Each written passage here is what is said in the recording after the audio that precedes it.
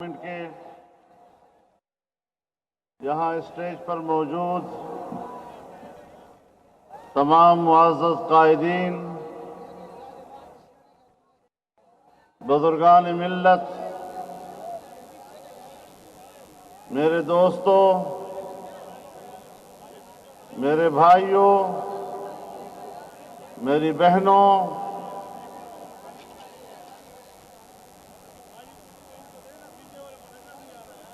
آج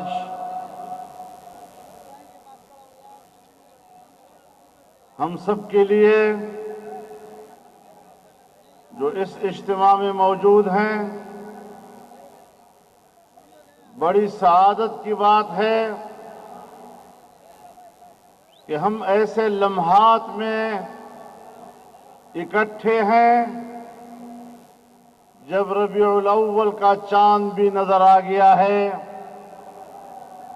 اور ربیع الاول کی پہلی رات ہے۔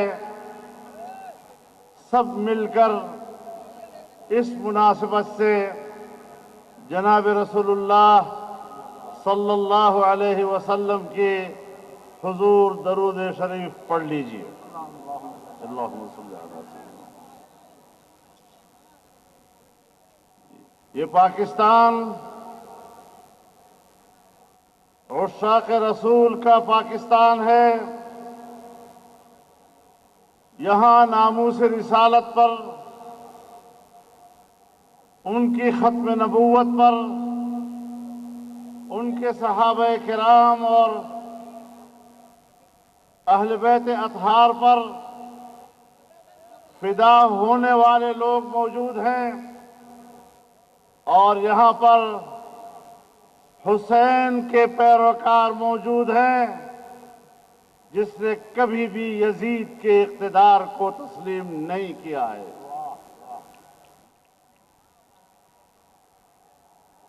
میرے محترم دوستوں،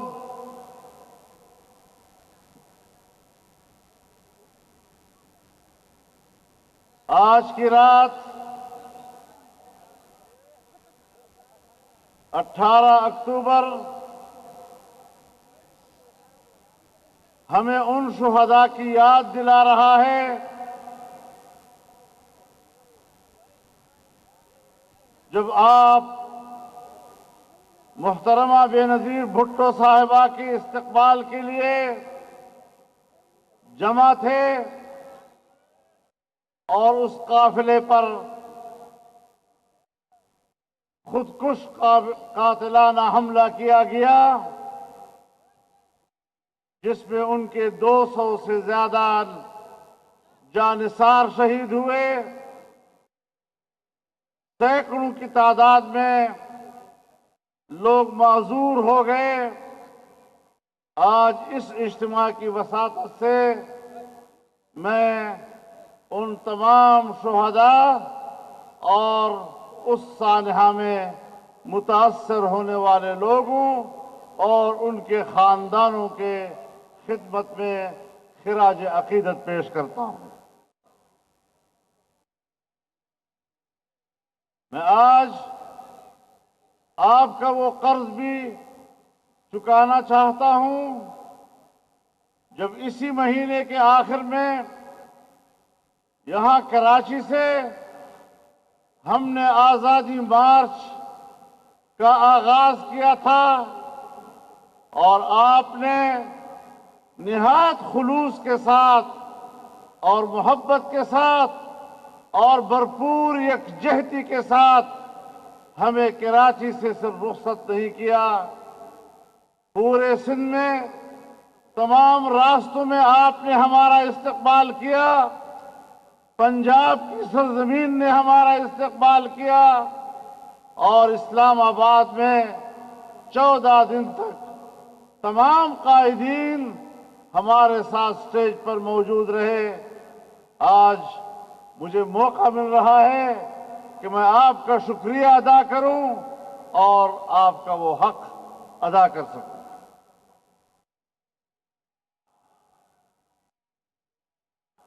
میرے محترم دوستوں،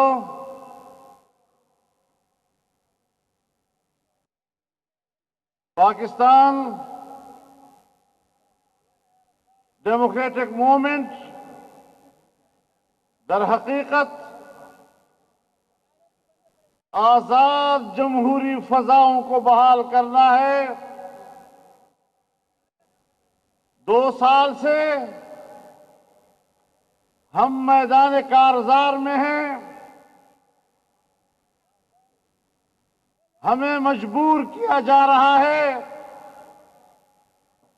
کہ ہم دھاندلی کے نتیجے میں اور بدترین دھاندلی کے نتیجے میں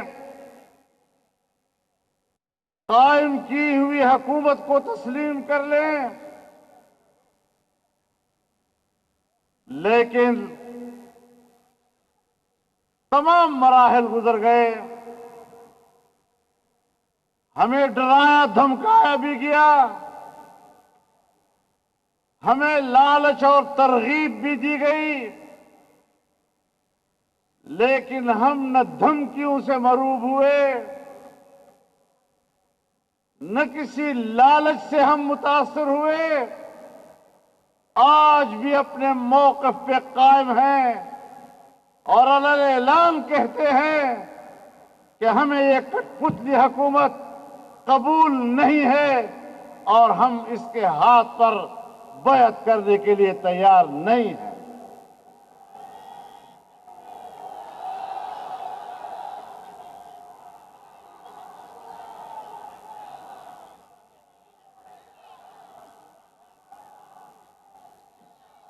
میرے محترم دوستو، گوجرانوالہ میں جلسہ ہوا، بڑا تاریخی جلسہ ہوا۔ میاں نواز شریف صاحب نے بھی خطاب کیا۔ ان کا خطاب الیکٹرانک میڈیا پر تو نہیں دکھایا گیا،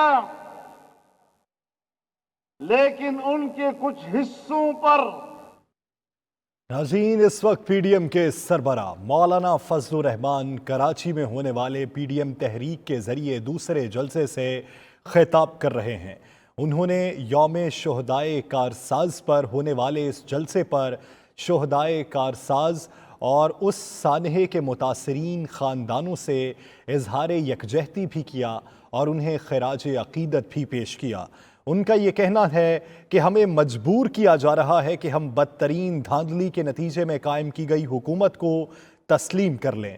ہمیں ڈرایا گیا، ہمیں دھمکایا گیا، نہ ہم دھمکی سے ڈرے نہ ہی مرعوب ہوئے۔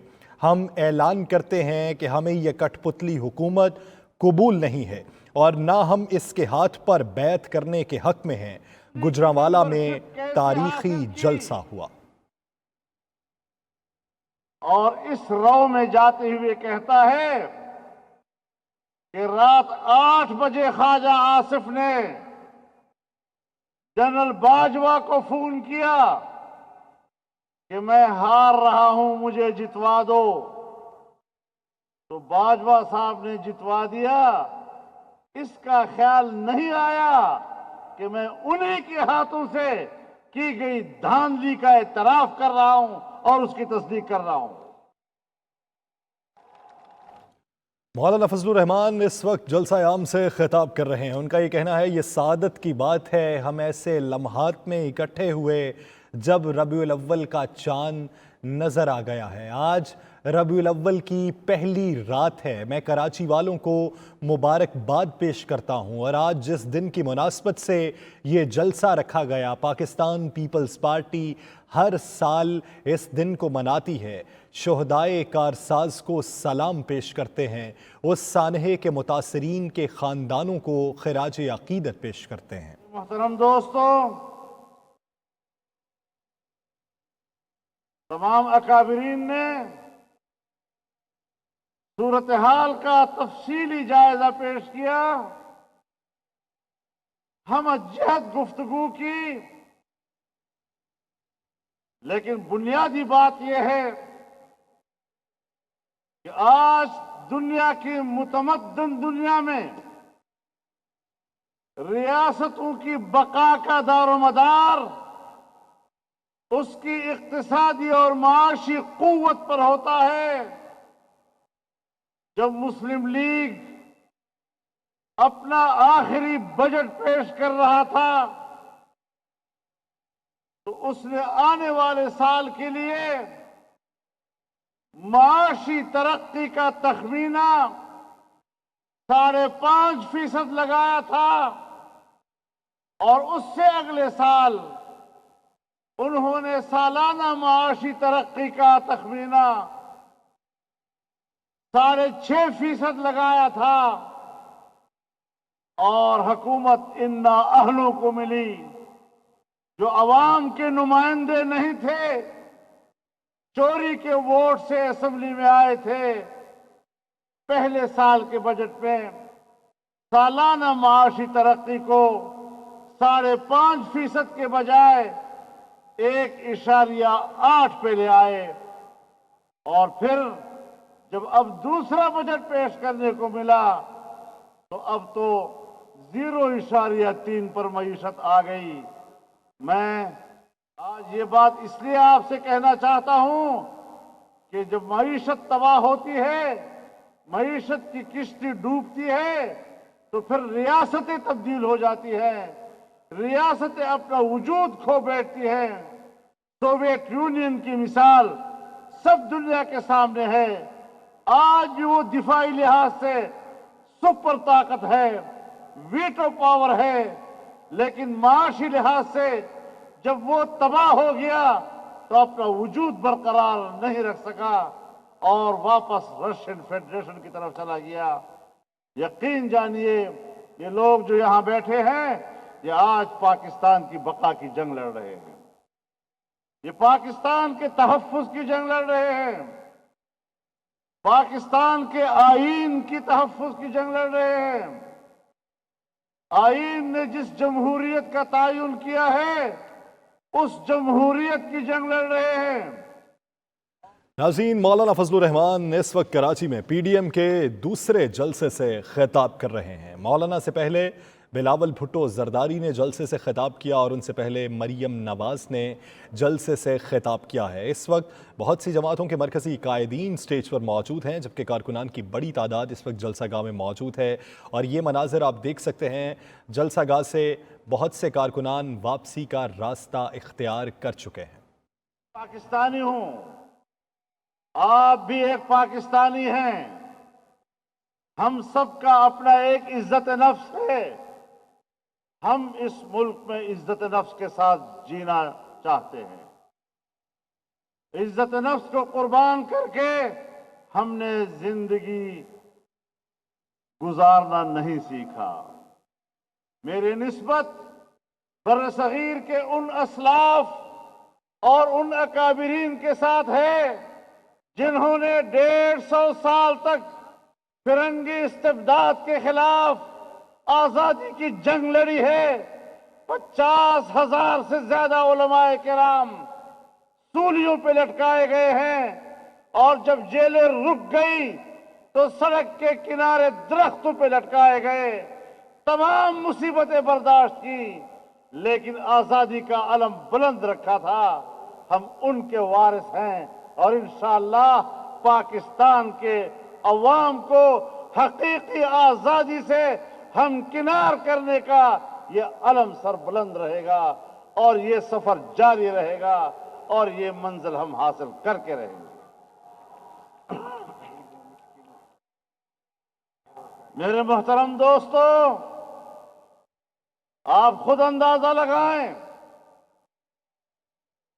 سب دوستوں نے اس کا ذکر کیا، 1 کروڑ نوجوانوں کو نوکریاں دینے والا خواب 26 لاکھ نوجوانوں کی بے روزگاری پر ختم ہوا۔ 1 کروڑ، کوئی خدا کا خوف کرے۔ جب سے پاکستان بنا ہے، سن 1947 سے لے کر آج تک، شاید ہمارے ملک کے کل ملازمین وہ ان کی تعداد 1 کروڑ تک نہ پہنچے، اس لیے اقتدار میں آتی ہی پہلے سال آپ کو 1 کروڑ نوکری دینے کی بات کر لی۔ کوئی عقل کی بھی بات ہوا کرتی ہے. جب 47 سال 72 سالوں سے پاکستان کے ملازمین کی تعداد آج بھی 1 کروڑ تک مشکل سے پہنچ رہی ہے، ایک دن میں آپ 1 کروڑ نوکریاں کیسے دیں؟ میرے نوجوان کو بھی سوچنا چاہیے کہ آنکھیں بند کر کے ایسے لوگوں پر اعتماد کیوں کیا جاتا ہے. میرے محترم دوستو، 50 لاکھ مکانات، میں کہیں نہیں جانا چاہتا، میں صرف کراچی میں رہ کر بات کرنا چاہتا ہوں. کراچی والوں سے بات کرنا چاہتا ہوں کہ اہل کراچی آپ کو 50 لاکھ مکان کیا دیں گے؟ یہاں تو تجاوزات کے نام پر 50 لاکھ مکانات گرا دیے گئے ہیں اور لوگ بے گھر ہو گئے ہیں. انہوں نے کسی کو گھر کیا دینا ہے؟ ان کو بے روزگار کرنا آتا ہے، روزگار نہیں آتا. ان کو بے گھر کرنا آتا ہے، ان کو کسی کو گھر دینے کی توفیق نہیں ہو سکتی. ان میں اہلیت نہیں، ان میں صلاحیت نہیں ہے. میرے محترم دوستو،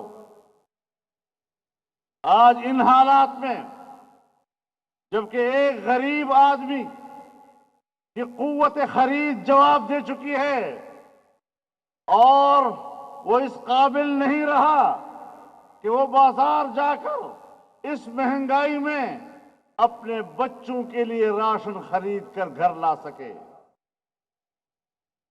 قوت خرید ختم کر دی ہے. غریب انسان کدھر جائے گا؟ بچوں کو سڑک پر لا کر برائے فروخت کا کتبہ لگایا جاتا ہے. اپنے بچوں کا بوجھ نہیں اٹھا سکتے، ان کو ذبح کر دیا جاتا ہے. یہاں تک ہمارا غریب پہنچ گیا ہے. غریبوں، میرے بھائیوں، دنیا میں انقلاب دولت مندوں نے کبھی نہیں لایا. انقلاب ہمیشہ غریب قوم لایا کرتی ہے، وطن کے غریب لوگ انقلاب لایا کرتے ہیں. اور انشاءاللہ یہ انقلاب انشاءاللہ آ کر رہے گا. میرے محترم دوستو، آج ملک کا کیا حشر کر دیا ہے. کشمیر کو بیچ ڈالا ہے. اور آپ کو میں یاد دلانا چاہتا ہوں، کیا عمران خان نے کشمیر کو 3 حصوں میں تقسیم کرنے کا فارمولہ پیش نہیں کیا تھا؟ وہ 3 حصوں میں فارمولہ پیش کرنا اور پھر نوید سنانا قوم کو کہ مودی جی آئے گا تو مسئلہ کشمیر حل ہوگا. تو مودی جی آیا اور کشمیر کا مسئلہ حل کر دیا کہ کشمیر کا اسپیشل سٹیٹس ختم کر کے اس کو باقاعدہ ہندوستان کا حصہ بنا دیا. اور کشمیر کا سودا کر کے پھر مگرمچھ کے آنسو بہانے لگ گئے. تم کشمیر کے سوداگر ہو، تم کشمیر فروش ہو. ایک طرف وہ کشمیر ان کے حوالے کر دیا، دوسری طرف آپ گلگت بلتستان کا مسئلہ اٹھا رہے ہیں کہ اسے پاکستان کا ایک 5واں صوبہ بنایا جائے. ہم سمجھتے ہیں کشمیر پاکستان کا ہے، کشمیری پاکستانی ہے، گلگت بلتستان کا آدمی پاکستانی ہے. لیکن بہرحال 72 سالوں سے پاکستان کا ایک موقف رہا ہے، سلامتی کونسل کی قراردادوں کے حوالے سے، اقوام متحدہ کی قراردادوں کے حوالے سے. اور 1949 میں ہم نے سلامتی کونسل میں کشمیر کا جو نقشہ پیش کیا ہے اور جو وہاں جمع کرایا ہے، اس میں گلگت بلتستان وہ آل جموں کشمیر کا حصہ بتایا گیا ہے. جب اس وقت آپ نے یہ موقف لیا تھا، آج جب آپ گلگت بلتستان کو اس سے الگ کریں گے، آپ بتائیں 72 سال کا آپ کا ریاستی اور مملکتی موقف کا کیا بنے گا؟ کیا کشمیر کا معاملہ ختم نہیں ہو گیا؟ ہم نے 72 سال کشمیریوں کے لاشوں پہ سیاست کی، ہم نے وہاں کی ماؤں اور بہنوں کی لٹتی ہوئی عصمتوں کے اوپر سیاست کی، ہم نے چھوٹے چھوٹے بچوں کے بلکتے ہوئے لاشوں پر سیاست کی، ان کے چہروں سے ٹپکتے ہوئے خون کے اوپر سیاست کی۔ آج ہم دنیا کو کیا پیغام دے رہے ہیں کہ اس ایک پاکستان کے لیے قربانی دینے والی قوم کے ساتھ ریاست پاکستان کی وفاؤں کا یہ عالم ہے۔ کوئی شرم و حیا نہیں ہے ہمارے پاس، کوئی پاکستان کی عزت و وقار نہیں۔ عالمی قوتیں اگر چاہتی ہیں کہ دنیا کا جغرافیائی نقشہ تبدیل کر دیا جائے، اس کے لیے ہمیں مجبور کیا جا رہا ہے کہ ہم بدترین دھاندلی کے نتیجے میں قائم کی گئی حکومت کو تسلیم کر لیں۔ مولانا فضل الرحمان جلسہ عام سے خطاب کر رہے ہیں۔ ان کا کہنا تھا کہ کشمیر کو 3 حصوں میں تقسیم کر دیا گیا۔ ہم نے سلامتی کونسل میں جو قرارداد پیش کی تھی اس میں گلگت بلتستان اور جموں کشمیر کا حصہ تھا۔ اعظم پر غداری کا مقدمہ لگاؤ گے، آپ بتائیں ہندوستان میں اس کے بارے میں کیا رد عمل آئے گا؟ کشمیر کے وزیر اعظم پر غداری کا مقدمہ ہندوستان کی اور مودی جی کی خوشنودی اس سے بڑھ کر اور کیا ہو سکے گی کہ آپ وہ ملک جو کشمیر کے نام پہ جنگ لڑ رہا ہے، کشمیریوں کے حق کی جنگ لڑ رہا ہے، وہ اسی کے نمائندہ وزیر اعظم کے اوپر غداری کا مقدمہ چلا رہا ہے۔ اور ہم نے 18ویں ترمیم پاس کی۔ 18ویں ترمیم پاس کر کے ہم نے صوبوں کو کسی حد تک خود مختاری دی، کسی حد تک پیش رفت ہوئی اور اچھی پیش رفت ہوئی۔ اسی کی پیروی میں آزاد کشمیر کے آئین میں 13ویں ترمیم لائی گئی، جس سے وہاں کی حکومت اور اسمبلی کے اختیارات میں اضافہ کیا گیا۔ لیکن آج پاکستان کے مقتدر قوتیں اور پاکستان کے حکمران پھر سر جوڑ کر بیٹھے ہوئے ہیں کہ 14ویں ترمیم لا کر ہم ان کے اختیارات کو کم کر دیں۔ آپ بتائیں، کشمیریوں کو دیے ہوئے اختیارات ایک نئی ترمیم کے ساتھ آپ اس سے واپس چھین رہے ہیں۔ آپ اپنے ملک کے اندر صوبوں کو دیے ہوئے اختیارات ان سے واپس چھین رہے ہیں۔ اس سے بغاوتیں پیدا نہیں ہوں گی؟ کشمیر کے اندر پاکستان کے خلاف بغاوت شروع ہو جائے گی۔ ہمارے اپنے صوبوں کے اندر اپنے ملک کے خلاف آوازیں بلند ہوں گی۔ اور اگر آپ نے سندھ اور بلوچستان کے جزائر کے اوپر قبضہ کرنے کی کوشش کی تو یقین جانیے یہ 18ویں ترمیم یعنی آئین کی روح کے خلاف ہوگا، اور کسی طریقے سے بھی نہ کوئی سندھی، نہ کوئی بلوچ، نہ کوئی پشتون وہ آپ کے اس قسم کے فیصلوں کو تسلیم کرنے کے لیے تیار ہوگا۔ یہ جزائر سندھ کے ہیں، ان پر ان کے بچوں کا حق ہے۔ یہ جزائر بلوچستان کے ہیں، وہاں کے لوگوں کے بچوں کا اس کے اوپر حق ہے۔ وہاں کی ماہی گیروں کا اس کے اوپر حق ہے۔ آپ کو کوئی حق نہیں پہنچتا۔ اور اس حوالے سے ہم خود آل پارٹیز کانفرنسز کر چکے ہیں، 4 صوبوں میں کر چکے ہیں، اور اس بات پر پورا اتفاق رائے تمام سیاسی جماعتوں کے اندر موجود ہے کہ 8ویں ترمیم کا تحفظ کیا جائے گا، صوبوں کے حقوق کا تحفظ کیا جائے گا، اور NFC ایوارڈ جس طرح آئین کہتا ہے کہ صوبوں کے حقوق میں اضافہ تو ہو سکتا ہے، کمی نہیں کی جا سکے گی، ایسے کوئی ترمیم تسلیم نہیں کی جائے گی کہ جس سے آپ چھوٹے صوبوں کے حقوق میں کمی لا سکیں۔ اس پر کوئی کمپرومائز نہیں ہوگا۔ میرے محترم دوستو، बड़ी कोशिश हो रही है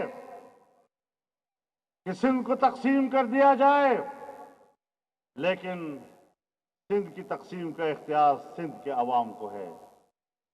अगर सिंध के अवाम नहीं चाहते, किसी का बाप भी सुबह सिंध को तकसीम करने की जरूरत नहीं कर सकेगा।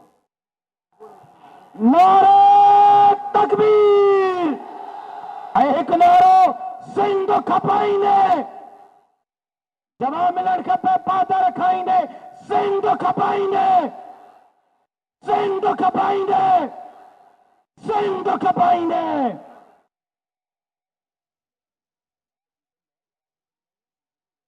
मेरे मोहतरम दोस्तों, आज हर शोबे जिंदगी कर्ब में मुब्तला है। छोटे मुलाजिमीन हों, मेडिकल हेल्थ वर्कर्स हों, असातिज़ा हों, वकला हों, ताजर हों, दुकानदार हों, यहां तक के सनतकार हों, मजदूर और किसान हो, एक एक तबका मैदान में निकला हुआ है, एहतजाज की आवाज बुलंद किए हुए है, इस्लामाबाद तक पहुंच जाते हैं, कई कई रोज वहां पर धरना दे रहे होते हैं, अपनी चीख पुकार पूरी दुनिया तक पहुंचाना चाहते हैं। पूरी दुनिया उनकी आवाज को सुनती है, लेकिन साथ में एक बंगले के अंदर बैठा हुआ एक बहरा वजीर आजम उनकी बात नहीं सुनता। बहरा भी है, जाली भी है।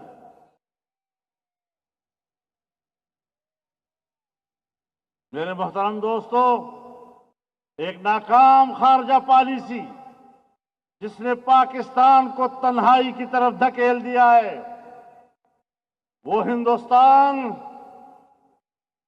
वहां पर बीजेपी की हुकूमत थी, वाजपेयी जी उनका वजीर आजम था, पाकिस्तान की मईशत मजबूत थी, वो पाकिस्तान से तिजारत करना चाहता था। वो पाकिस्तान आया, मीनार पाकिस्तान पर खड़ा होकर उसने पाकिस्तान को सलामी दी। एक वो हालत थी जब हिंदुस्तान आपसे तिजारत करना चाहता था। आज भी वहां पर बीजेपी की हुकूमत है, मोदी जी वहां का वजीर आजम है। अब भी उनका रवैया देख लो कि पाकिस्तान के साथ उनका रवैया क्या है। वो चाइना जिसकी दोस्ती को हम ऐसी दोस्ती समझते थे कि हिमालय से बुलंद, बहरुल काहिल से गहरी, शहद से ज्यादा मीठी, और 70 सालों के बाद हमारी वो दोस्ती एक इक्तिसादी दोस्ती में तब्दील हो गई। उसने पाकिस्तान में 60 से 70 अरब डॉलर इन्वेस्ट किए और यहां पर सरमायाकारी की। यहां पर आपको बिजली घर बनाने के लिए उन्होंने आपको फंड अता किए। उन्होंने आपको यहां पर मुख्तलिफ मकामात में सनती बस्तियां आबाद करने के लिए मदद दी। आपको सीपैक दिया, आपको आप बैनुल अक़वामी रूट बन गए आलमी तिजारत के लिए। लेकिन इस तमाम तर सफर को आज अगर रोका है तो ये किसने रोका? इस गवर्नमेंट ने रोका है। दोस्ती जाया कर दी, एतमाद जाया कर दिया, वो तमाम मंसूबे खाकस्तर हो गए और इस तरह चीन भी अब हमारे पर वो एतमाद करने को तैयार नहीं होगा। तो हिंदुस्तान पहले से आपका दुश्मन है। चीन का एतमाद भी टूट गया और अफगानिस्तान का वो पैसा जब हमारे 1 रुपए के मुकाबले में उसका 1000 रुपया अफगानी कहलाता था, आज उसका अफगानी रुपया पाकिस्तान के रुपए से ज्यादा मुस्तहकम हो गया है। वो भी पाकिस्तान की तरफ तिजारत का हाथ नहीं बढ़ा रहा है। ईरान हमारा हमसाया है, लेकिन वो भी आज इंडिया के कैंप में बैठा हुआ है। और सऊदी अरब जो पाकिस्तान को इंतहाई गहरा दोस्त और पाकिस्तानी कौम से الگ ہونے کا تصور بھی نہیں کر سکتا، لیکن اس حکومت میں پہلی مرتبہ آج وہ آپ سے شاکی ہے، آج آپ سے وہ ناراض ہے، آج اس کے تعلقات بھی مخدوش ہو چکے ہیں۔ آپ بتائیں کوئی ہے دنیا میں جس کو ہم نے اپنا دوست رکھا ہو؟ ہم اپنے خطے میں کیوں تنہا ہو گئے ہیں؟ یہ کیا پالیسیاں ہیں ہماری؟ ہم کہاں ملک کو لے جا رہے ہیں؟ اس طریقے سے ریاست محفوظ نہیں رہ سکتی، ہمیں ہر قیمت پر اس نظام کو تبدیل کرنا ہوگا۔ معاشی ترقیوں سے ملک چلتے ہیں، اور معاشی ترقی امن و امان سے ہوتی ہے، اور امن و امان تب آتا ہے جب انسانی حقوق محفوظ ہوتے ہیں۔ پاکستان میں انسانی حقوق محفوظ نہیں ہے، یہاں داخلی جنگ ہے۔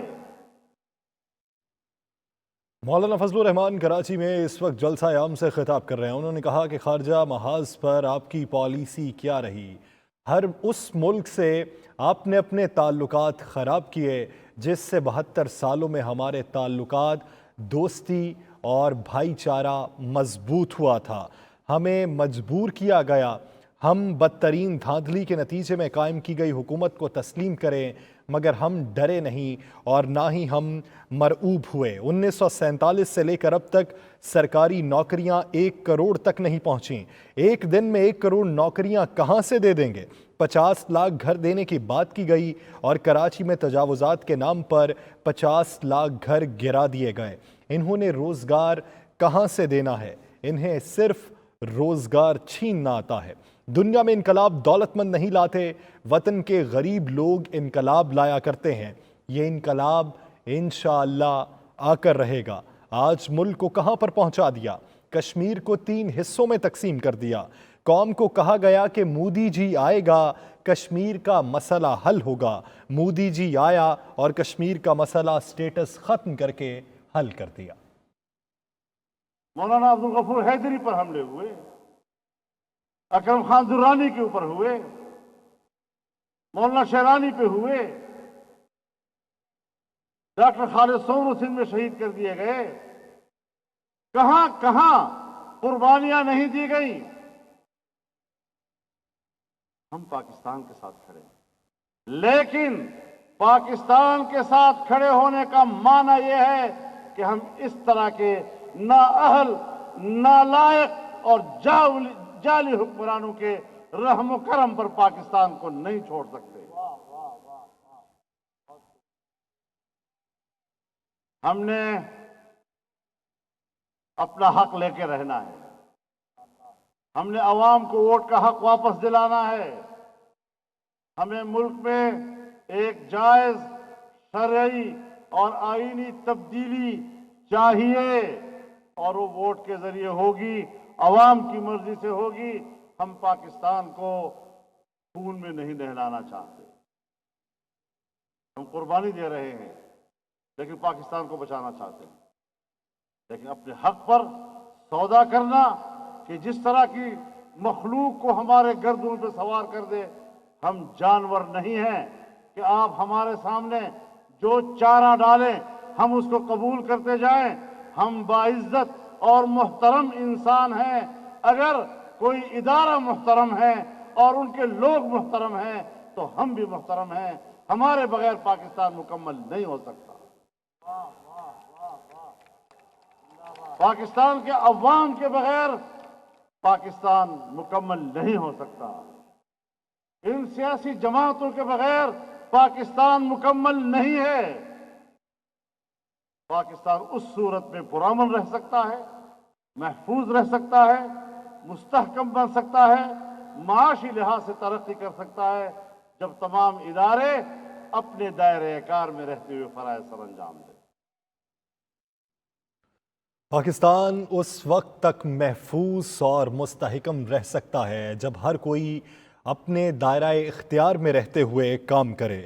جس طرح کی مخلوق کو ہماری گردنوں پر مسلط کر دیا گیا، ہم جانور نہیں ہیں کہ ہمارے آگے چارہ ڈالا جائے اور ہم قبول کر لیں۔ ہم نے اپنے موقف کو رد کر دیا، گلگت بلتستان کو الگ صوبہ بنا دیا۔ ہم نے سلامتی کونسل میں قرارداد پیش کرتے ہوئے گلگت بلتستان کو آل جموں و کشمیر کا حصہ ظاہر کیا تھا۔ جب آپ اسے صوبہ بنا دیں گے تو اپنے ہی موقف کی تردید کریں گے۔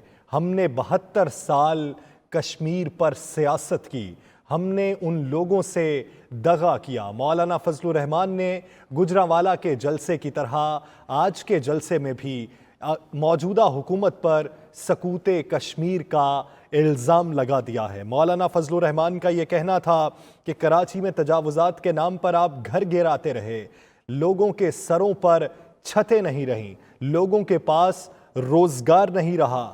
انقلاب کبھی بھی دولت مند افراد نہیں لایا کرتے، انقلاب عوام کے ذریعے آتا ہے، وہ عوام جو غریب ہو، وہ عوام جو اپنے حق کے لیے لڑنا جانتی ہو، اور یہ انقلاب ہمیشہ آ کر رہے گا۔ کبھی بھی یزید وقت کے ہاتھ پہ بیعت نہیں کرنی چاہیے۔ ہمیں یہ کہا گیا کہ ہم ان کے ہاتھ پہ بیعت کریں، لیکن ہمیں یہ کٹ پتلی حکومت قبول نہیں۔ داخلی حوالے سے کی گئی ہے، گڈ گورننس کا کوئی نام نشان اب نہیں رہا ہے۔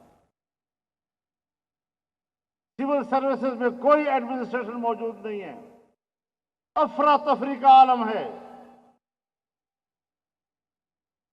اور دنیا کہتی ہے، ہم نہیں کہتے، دنیا کہتی ہے کہ جو کرپشن کو مٹانے آئے تھے ان کے 2 سالہ دور حکومت میں کرپشن 3 اور 4% بڑھ گئی ہے، کبھی کہ تو نام ہی نہیں لے رہی۔ تو اس طریقے سے ملک نہیں چلا کرتے۔ اناڑیوں کو ملک حوالے کرو گے تو یہ بیڑا غرق ہوگا۔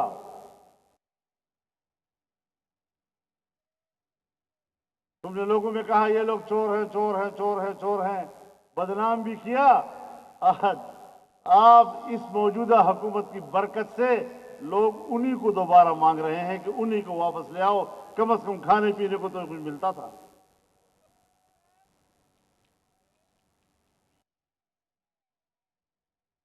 تو میرے محترم دوستو، ہم ایک میدان میں ہیں، ایک محاذ پر ہیں، اس محاذ پر ہم ڈٹے ہوئے ہیں، اور تمام سیاسی قوتیں ایک پلیٹ فارم پر ہیں، اور انشاءاللہ یہ جنگ ہم جیت کر رہیں گے، یہ حق ہم حاصل کر کے رہیں گے۔ پاکستان کی حفاظت ہوگی، اسلام کی حفاظت ہوگی، جمہوریت کی حفاظت ہوگی، آئین کی حفاظت ہوگی، اور اس مقصد کے لیے ہم نے آگے بڑھنا ہے۔ ہمارے اندر نظریاتی اختلاف ہو سکتے ہیں، لیکن جب تک زمین ہمارے ہاتھ میں نہیں ہے، کون کہہ سکتا ہے کہ اس پہ کیا کاشت کیا جائے؟ ہم اپنا حق لے کر رہیں گے، عوام کا حق لے کر رہیں گے۔ آپ انشاءاللہ دعا بھی کریں گے اور دوا بھی کریں گے۔ آپ کا جذبہ، آپ کا خلوص انشاءاللہ ایک نئی دنیا کو متعارف کرائے گا، ایک انقلاب۔ میں ایک بار پھر جناب بلاول بھٹو صاحب کا، پاکستان پیپلز پارٹی کا شکر گزار ہوں کہ انہوں نے ہر سال کارساز کے شہداء کے حوالے سے جلسہ وہ پی ڈی ایم کے حوالے سے کیا، اور تمام جماعتوں کو اس میں دعوت دی۔ انشاءاللہ 25 اکتوبر کو کوئٹہ میں بہت بڑا جلسہ عام ہوگا، عظیم الشان اجتماع ہوگا، اور اس کے بعد پورے ملک کے اندر یہ سلسلہ بڑھے گا۔ انشاءاللہ ہم اس سفر کو جاری رکھیں گے۔ اللہ ہمارا حامی و ناصر ہو۔ وآخر دعوانا